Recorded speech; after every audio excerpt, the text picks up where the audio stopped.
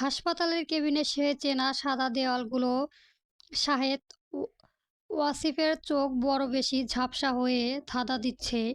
কড়া অ্যান্টিবায়োটিকের ঘেরে মাথাটা অসম্ভব ভার। তবুও মনে গহীনে একটা চাপা অস্বস্তি। মিশনটা তো শেষ হলো, কিন্তু বাড়ির সমাবেশকে। আরিয়ান যখন ফোনটা লাউড স্পিকারে দিয়ে ওর মায়ের নাম্বারে ডায়াল করলো, শাহেদ একবার বুক ভরে শ্বাস নেওয়ার চেষ্টা করলো। কাঁধে কতটা যেন সেই নিঃশ্বাসে টানে টনটন করে উঠল। ওপাশে ফোন রিসিভ হতেই ভেসে এলো সেই চেনা চঞ্চল কণ্ঠস্বর। ধরার গলা, হ্যালো, কে বলেছেন? এটা আরিয়ানের আরেকটি সিম, যেটা বড় আম্মার ফোনে সেভ করা নেই। ধারার কাছে অপরিচিত মানে হলো নাম্বারটিও। ওয়াসিফ চোখ বুজে ফেলল। ধারা, এই মেয়েটা এখানে কেন? আরিয়ান কাচুমাচু মুখে ওয়াসিফের দিকে তাকালো। সে বুঝতে পারেনি ফোনটা সরাসরি ধারার হাতে চলে যাবে। স্যারের ওয়াইফের গলা চিনতে পেরে আরিয়ান। ওয়াসিফ খুব ক্ষীণ স্বরে বলল, হ্যালো। ফোনটা কানে নিতেই ধারার বুকের ভেতরটা কেমন যেন ছায়া হয়ে করে উঠল। এই শব্দটা তো চেনা শাহেদ ওয়াসিফেরই, কিন্তু তাতে সেই তেজ কই? সে ধমকে সুরে কথায় কেন যে মনে হচ্ছে কণ্ঠটা অনেক দূর থেকে ভেসে আসছে, যেন বাতাসের টানে কোনো মতে টিকে আছে।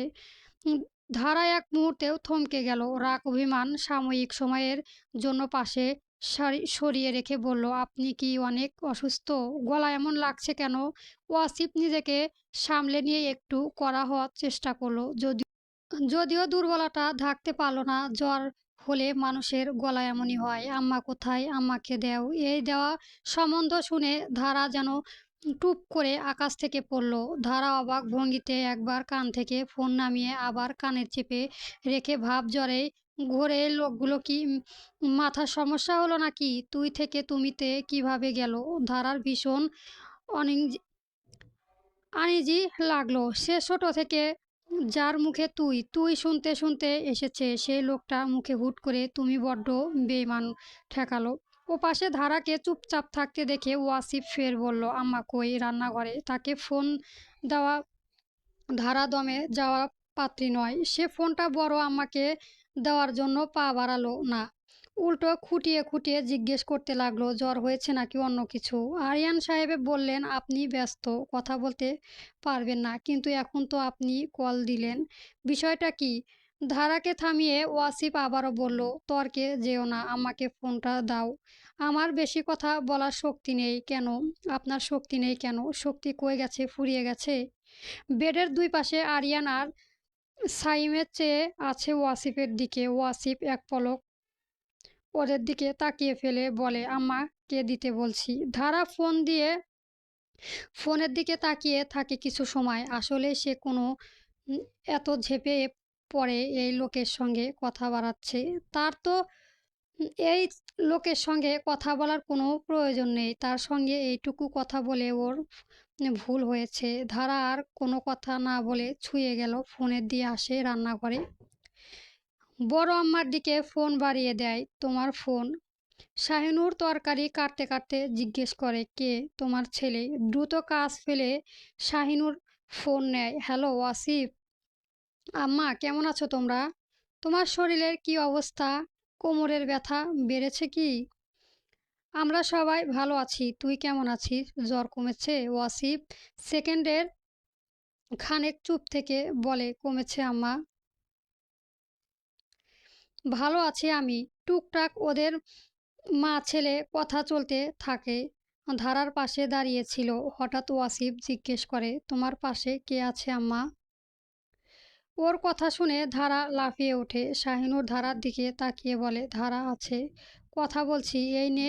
শাহিনুরের ফোনটা ধারার দিকে এগিয়ে দিতেই ধারা মিনমিন করে বলে, আমি বলছি তো, আরে কথা বল। এক প্রকার জোর করে ধারার ফোনটা হাতে নেয়। ওপাশ থেকে ওয়াসিফ বলে, আগামী সপ্তাহে বাড়িতে ফিরছি। আমার ঘর এলোমেলো করে রাখলে গুছিয়ে রাখবি, নিজ দায়িত্ব। ধারা ফোন নিয়ে এক পা দুপা করে তখন রান্নাঘর থেকে বেরিয়ে যায়। ওয়াসিফের কথার বিপরীতে বলে, ও ঘরে আমি যাই না, এলোমেলো হয়নি, তবুও গুছিয়ে রাখবি। পারব না। ধারা চটপট উত্তর দেয়। এই মুহূর্তেই স্বামীর ফিক করে হেসে দেয়। আরিয়ান হাসি আটকে শক্ত হয়ে দাঁড়িয়ে আছে। স্বামীর ওয়াসিফের দিকে তাকাতেই হাসি লুকিয়ে সঙ্গে সঙ্গে চুপচাপ দাঁড়িয়ে থাকে। উপাস থাকা ধারা বুঝতে পারে ওয়াসিফের আশেপাশে লোক আছে, শুধু সে একা নয়। ওয়াসিফ বুঝতে পারে এই মেয়ের সঙ্গে আর একটা কথা বাড়ালে ওকে জুনিয়রদের সামনে সম্মান হারাতে হবে। ওয়াসিফ রাখছি বলেই ইশারায় আরিয়ানকে কল কাটতে বলে। এরই মধ্যে দুজন ডাক্তার ঢুকলো কেবিনের ভিজিট করতে। বেখেয়ালি আরিয়ান জলদি ফোন কলটা কাটতে গিয়ে পকেটে ঢুকে ফেলে। ডাক্তারের সঙ্গে মেজর হাসান সাহেবও এসেছেন। আরিয়ান শামীম তখন সিনিয়রকে স্যালুট দিতে ব্যস্ত। ডক্টর ওয়াসিফের শারীরিক অবস্থা দেখে, রিপোর্টগুলো চেক করতে করতে বলে, আপনার রক্তের তেজ আপনার মতোই জোরালে। কোন কোনো দুয়ার থেকে ফিরে এসেছেন, আশা করি বুঝতে পারছেন। গুলি ক্ষত কিন্তু বেশ গম্ভীর, সারতে সময় লাগবে। ওয়াসিফ চুপ শোনে ডাক্তারের কথা। ডাক্তারের ভিজিট শেষ, বেরিয়ে যেতেই মেজর হাসান টুকটাক কথা বলে ওয়াসিফের জানানাই। আপনার 1 মাসের ছুটি হয়েছে, শারীরিক অবস্থার উপর বিবেচনা করে পরবর্তী ছুটি বাড়াবে। হাসপাতাল থেকে রিলিজের পর অবশ্যই হেডকোয়ার্টার থেকে একবার ঘুরে যাবেন। আমরা অপেক্ষায় থাকব। ফোনের অপর পাশ থেকে ধারা তৎক্ষণাৎ শুনে ফেলেছে সবটা। দেওয়ালের সঙ্গে পিঠ ঠেলে কতক্ষণ দাঁড়িয়ে রইল। ওর মস্তিষ্ক ওকে কয়েক সেকেন্ডের জন্য পুরোপুরি অকেজো করে রেখে দিল। ও কি করবে, কি প্রতিক্রিয়া দেখাবে, কিছুই বুঝে উঠতে পারছে না।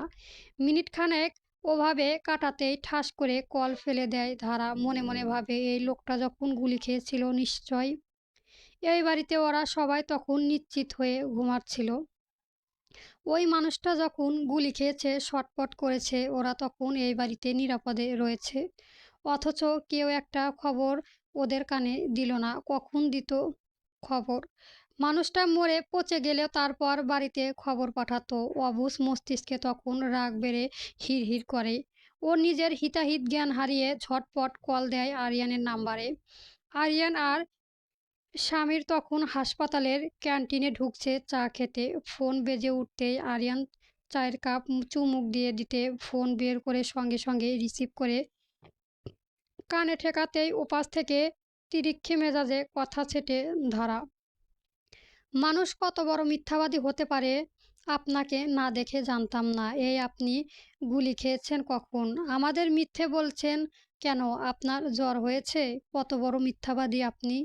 আপনার ওই চেলাপেলাগুলো আপনার চেয়েও বড় মিথ্যাবাদী। ফোন দিন আপনার ওই চেলাপেলার কাছে। আমি জানতে চাই এত বড় একটা মিথ্যে কেন বলা হয়েছে আমাকে। আরিয়ান চা খাওয়া থামিয়ে বড় বড় চোখ করে তাকিয়ে আছে শামীমের দিকে। ফোন হালকা লাউডে থাকায় শামীমও শুনছে সব কথা। সেনাবাহিনীর কর্মকর্তা হয়েও তাদের শুনতে হচ্ছে চেলাপেলা। নতুন নামকরণ হলো তাদের। আরিয়ান ঠাস করে ফোন চেপে ধরে শামীমের কানে। স্বামীর কি বলবে? ধারা একদম অতগুলো কথা বলে এখনো রাগে ফোঁস করছে। ওপাশে এদের নীরবতা দেখে ধারা ফের বলে, কি সমস্যা? কথা বলছেন না কেন? কথা হারিয়ে গেল? কথা খুঁজে পাচ্ছেন না? স্বামীর আমতা আমতা করে বলে, আসলে স্যার ভাবি। ঠান্ডা হন। ধারা লম্বা দম ফেলে নিজেকে সামলে ওঠে বলে, আপনাদের স্যার কোথায়? কেবিনে ঘুমাচ্ছে। শাহেদ ওয়াসিফ গুলি খেয়েছে, হাসপাতালে ভর্তি। এক কথায় তার ফ্যামিলিকে জানানো প্রয়োজন মনে করেননি আপনারা? জি করেছি, তবে স্যার তরফ থেকে নিষেধ করেছিল। আমরা তার কথাও অমান্য করতে পারি না। ভাবি ধারার কিছু সময় চুপ থেকে শান্ত কণ্ঠে বলে, এখন কি অবস্থা আপনাদের স্যারের? আলহামদুলিল্লাহ স্যার, এখন যথেষ্ট সুস্থ। এই কথাটা কি সত্যি বললেন নাকি এখনো মিথ্যা আছে? স্বামী সামান্য হেসে বলে, জি একদম সত্যি কথা ভাবি। স্যার ভালো আছে। আচ্ছা রাখছি তাহলে। উনার ঘুম ভাঙলে ভিডিও কল কলে আম্মার সঙ্গে কথা বলতে বলবেন। আম্মা অপেক্ষা করছে। জি আচ্ছা। কল কাটতেই স্বামীর তাকায় আরিয়ানের দিকে। কয়েক সেকেন্ড একে অপরের দিকে তাকিয়ে হেসে দুজন বলে।